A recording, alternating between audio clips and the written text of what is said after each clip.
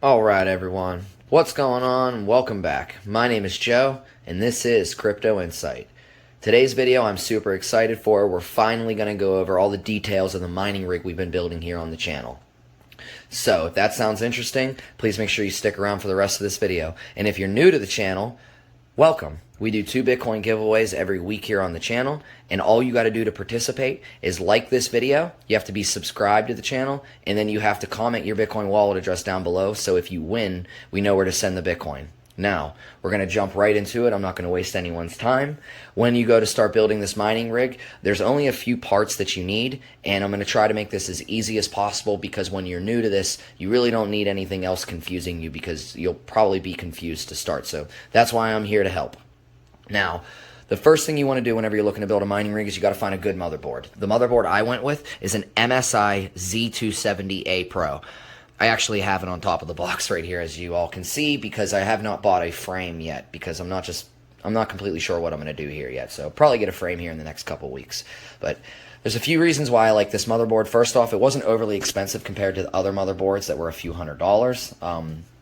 Links to all of these items and the parts that I used will be down below, so if anyone's interested in building the same motherboard, the same mining rig that I have, it'll be super easy. They'll all be right down there in the description. So the other reason why I really like this motherboard is there are PCI slots directly on the motherboard, which allow you to directly inject GPUs, at least 2, right onto the motherboard, and you don't have to hook up any risers, which, like I said before, if you're new to crypto mining, you don't need anything else to complicate it. It's already complicated enough. So just get one that allows you to directly put GPUs right onto the motherboard, and you'll be starting off hitting the ground running. So the next thing after you get the motherboard all picked out, you're going to want to get a CPU that fits the motherboard. I went with an Intel Pentium G4400 dual core. And it's as easy as just installing. There's a little checkered mark in the corner of it, and you just match it up with the mark that's on the motherboard, and then you just drop it in. It's super simple. Now, the one thing I do want to say before we move on to the CPU cooling fan is if you were to buy your CPU used, you're going to want to get some of this RTX silver cleaning kit and clean off the old thermal paste that's on it. And you're going to get some new thermal paste. It's only a couple dollars. It's super, super cheap. And then you just need a little pea size. You don't need a lot. A little goes a long way. So don't overdo it or else it'll be squirting out the sides. Next, you want to get the CPU fan, which is right here. If you have a different motherboard and a different CPU, your CPU fan will probably look different than mine. They do look different from model to model. They vary.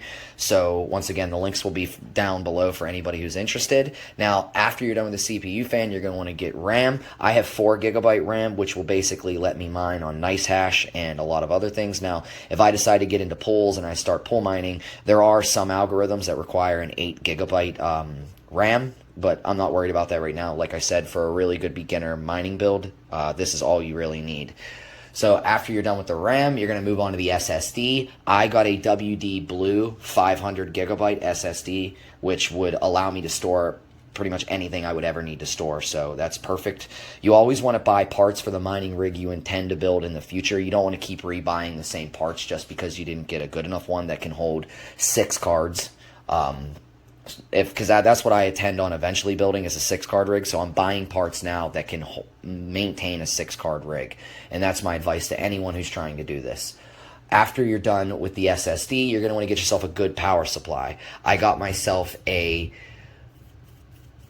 EVGA 1000. It's a gold power supply. Now, I would recommend you to get a minimum of a gold power supply if you're going to be running this all the time.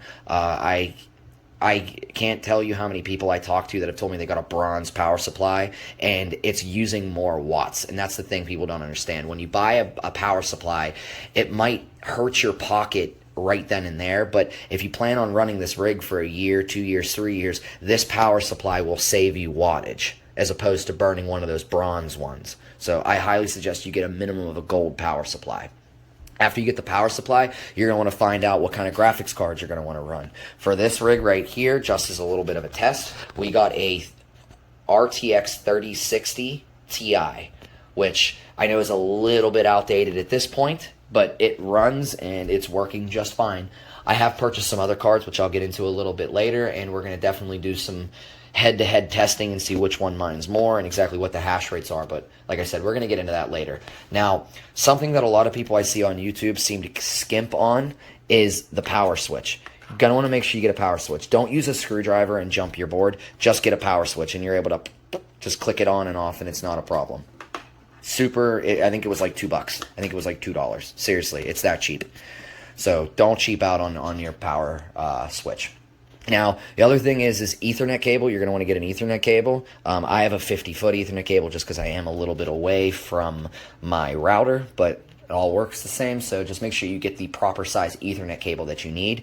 Now, the last three things I'm going to remind people that you need is you do need a mouse, a keyboard, and a monitor. And I know a lot of you, if you have computers and stuff, you already have this stuff. A lot of computers allow you can just unhook it from that and then plug it into your mining rig. You don't need the screen all the time, so you don't even need it hooked up. So if you have a main computer that you can unhook the screen from and then just hook it up to your mining rig when you need it, you can always just unhook it. So there's no need to buy one. Me personally, I didn't have these parts available, so I did have to purchase a screen and a mouse and a motherboard. So if you already have these, that's a really great way to just save a couple extra bucks. Now, the one last thing I do want to say before I turn this over to my wife, who is way more smarter than I am and will be able to walk you all through step by step how to get all this hooked up and to get connected to NiceHash. Now, I just want to show you all, this is the MSI 3070.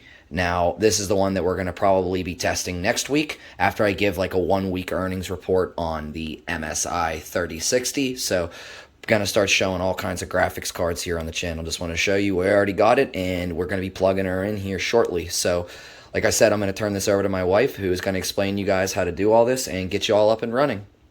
Okay, so I'm going to try and start with you guys from start to finish, and I'll show you how I got into the BIOS menu. You have to press on this specific keyboard. I had to press F10 and delete to get into the BIOS. You want to press these as soon as you hit the power button, and you hold them until you get into BIOS. This is the BIOS system. So when I got into here, there are certain settings that you guys will need to play with to get into, and a couple of them are pretty simple. Like this one, you do want to have above 4G memory enabled, and I do prefer to keep the peg 0 on auto. Those are two really important ones. Another important one that I had actually noticed is with our GPU, there are two 8-pin power cables, and we were having some issues with black screen. So if you notice black screen with this one, how I found to fix that is actually to go into integrated graphics configuration. And a lot of people will say to keep this on PEG. I changed it to IGD, and that was able to fix that, and I was able to get on to where we need to be. So once you're done with this and you change all your settings where you need to be, I do recommend doing that first. The next step I would recommend is to download the Windows system. So 9 times out of 10, if you're building this from start, you're not going to have an operating system on there. So I do recommend Windows. I didn't like Linux very much. I did try it, but I didn't like it. I did go with Windows, and I do prefer that, so I do recommend that. So after all this is done, sometimes you might have to go into the boot settings and then change boot option number 1. If you have a USB hard drive or a USB stick for Windows, you would have to change this to be the preferred method. And it'll say on there, Windows key. So you would click that and then start the downloading process. We didn't make any changes because I already have everything set up. So once you save it, you set up Windows, it'll take you to the installation screen. But since I already have it installed, it should take me right into Windows.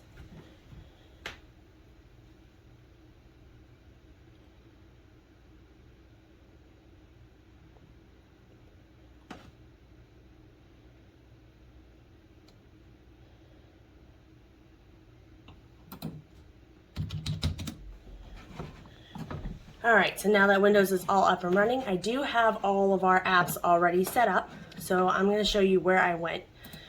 I did follow MSI's recommendations, and I did download everything that MSI recommended. So I went to Google first, and this is the steps that I would recommend. You will have already drivers set up. So ours, the initial one, was the Intel HD graphics. So I'll show you how to change that and get into the NVIDIA. But first I went to MSI. You do have to go to support and then choose motherboard and or graphics card. So for ours, I had to go to the motherboard, downloads, and then select your product.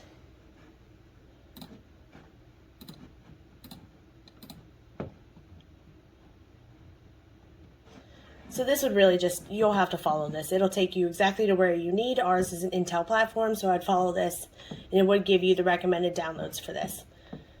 The next thing that I downloaded was the MSI Afterburn. This is also very simple. You go here, download Afterburner, and then follow the prompts on screen. The next was really the trickiest part on figuring out how to get this done. So our GPU is powered by NVIDIA drivers. So I did go to NVIDIA. And then you would do the simple prompts as well. So ours was Geforce 30 series, 3060 Ti. And then we do have a Windows 10. Now, game ready drivers are actually what is recommended, not the studio. Game ready drivers, I guess it's opened way more than what the studio drivers would be for your GPU. So your power will be much better with the game ready drivers. And then you would click download. I'm not going to because I already have it ready.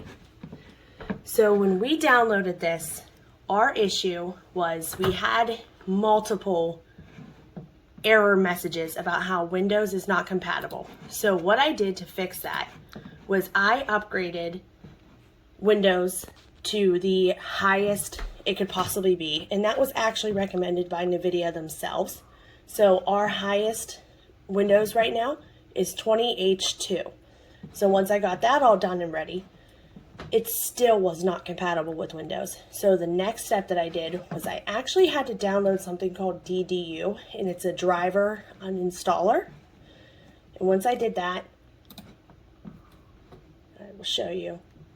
So easiest way to show you, actually, I recommend going to NiceHash's website. So I put how to install GPU to NiceHash,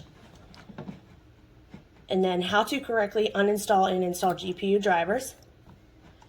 And I use this because they actually give you all the links here, what you would need. So here's NVIDIA drivers, or if you have AMD. And then they also give you the link for the DDU. So this one will uninstall all the drivers that are causing issues with your computer. So when you download this, it'll come over into your downloads, and then we would run it and extract it. Here's where you would extract it. And then the applications will be in these folders.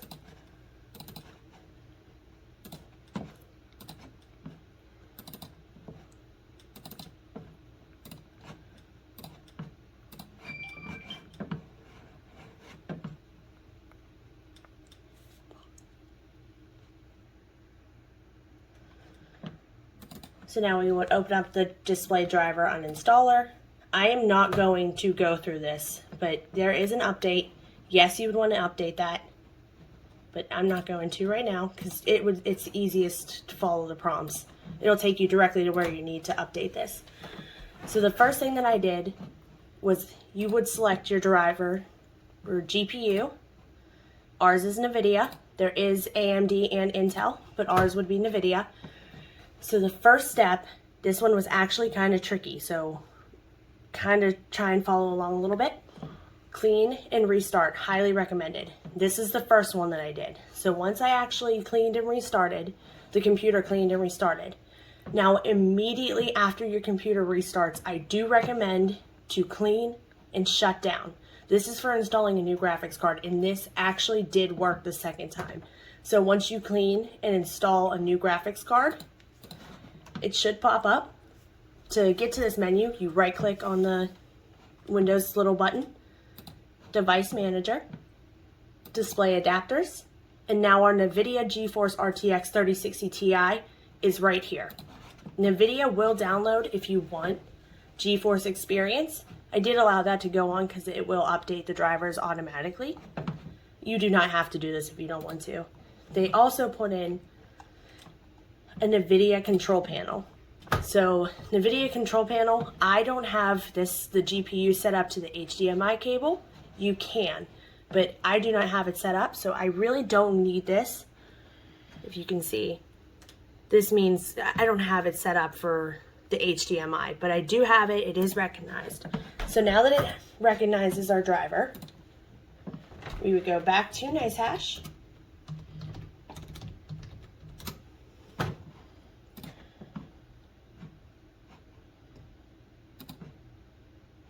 And we would log in. I'm already automatically logged in. Down at the very bottom, there's a download center. Come over to NiceHash Miner. This is the one that I would definitely recommend for Windows if you were able to get those drivers on there. And then you would download. This will take you to a second page. Download NiceHash Miner right here. You click this and again follow the prompts. Once it's fully installed, this nice little smiley face will pop up on your screen. You want to open that.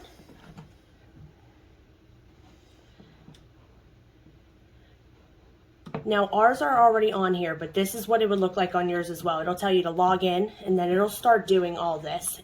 And once it pops up, it'll show you if it found your GPU and it finds your CPU. So we only want our GPU right now to run. So first step would be to benchmark, and that'll download everything that you need for this Geforce 3060 Ti or whichever GPU you're using. Once that's fully loaded, come back over here and we'll click Start Mining. So it might benchmark every time just because it does have to reload every time you stop it. But once it's done benchmarking, you'll see this nice little screen pop up, and this will actually show you, I don't know if you can actually see, but it'll show you that the login is successful, and it'll start showing you all the process that it's going through. And then it'll show you most of the time where you're hashing at right now. It might take a minute to load, but it will eventually show you right here. Right now we're at 51.69.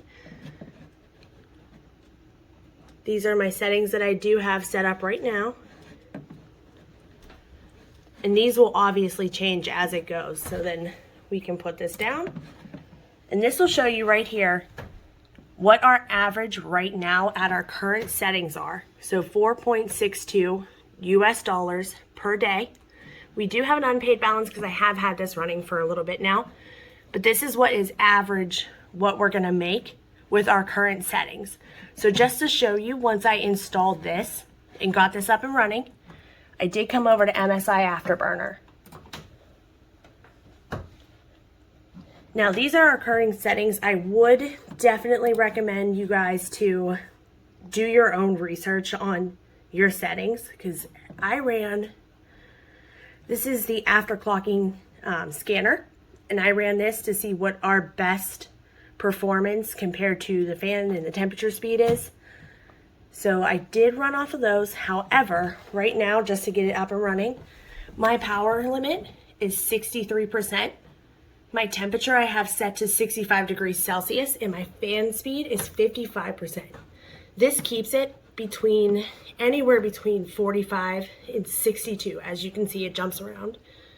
But this is actually, from my research that I've done, a pretty good starting point.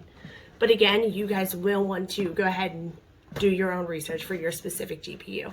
But after you get all this done, you are happy mining. And I'll pass you over to Joe.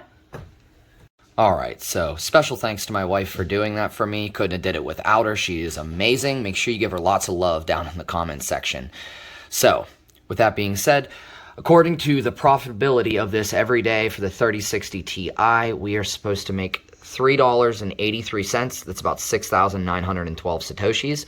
Currently, my unpaid mining balance is 51 cents, which is about 912 Satoshis. And my mining wallet that I received today is 1,653 Satoshis, which is only about 92 cents. Now, I was reading online that there's a minimum withdrawal. I did hear that it's about 500,000 Satoshis. Somebody feel free to correct me if I'm wrong down in the description. We'll figure it out. And as you can see, it just switched. Now it says I'm supposed to make 7,200 Satoshis. So who knows? We will be doing a 1 week earnings report and seeing exactly what the 3060 Ti earns. And yeah, with that being said, I'm probably going to jump on over to the giveaway and pick a winner. But I would like to say, if anyone has any questions on what parts I used or how to set all this up, I am going to put that parts list down below. And please don't hesitate to reach out if you have any questions. Me and my wife will do our best at responding as quickly as we can and to as many comments as we can. I know a lot of people have a lot of questions, so please feel free to ask. I really do like talking with all of you guys and going back and forth in the community. I really love it. The more people we can get interested in mining and Bitcoin, the better. So I would like to invite everyone to use my referral links down below. I have my CryptoTab link, and I'm going to have a couple other links down there if you're interested in earning some interest on your Bitcoin or just earning some other Bitcoin passively. So I'm going to jump on over and we're going to pick a winner for this week's video, for this week's giveaway. See you all there. All right, everyone, time to give away some free Bitcoin, my favorite part of the video. Just make sure you're subscribed to the channel and you put your Bitcoin wallet address down below and you'll be entered into our next giveaway. So make sure you come back on Thursday to see if you win. Here we go. See who wins this one. All right. Good luck. Good job, I should say. You won. You should receive your Bitcoin within the next few hours. Everyone who didn't win, make sure you get entered into the next one, and I'll see you all on Thursday.